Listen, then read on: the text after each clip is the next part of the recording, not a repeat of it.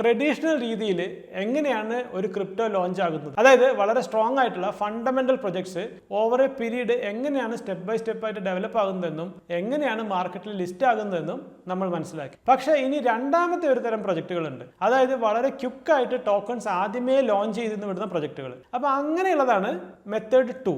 അതായത് വേറെ ഒരു ട്രാക്കിൽ കൂടെയും മാർക്കറ്റിലേക്ക് ടോക്കൺസ് വരുന്നുണ്ട്. സോ 99.9% മീം കോയിൻസും വരുന്നത് ഈ മെത്തേഡ് വഴിയാണ്. അതാണ് launch pad methods. So basically pump.fund, ബാക്സ്, സോർ ഇങ്ങനെയുള്ള പ്ലാറ്റ്ഫോമുകളിലൊക്കെ ജസ്റ്റ് നമ്മൾ ഒരു ഇമേജ് അപ്ലോഡ് ചെയ്തിട്ട് ടോക്കൺസ് മാത്രം അടിച്ചു കൊടുക്കുക.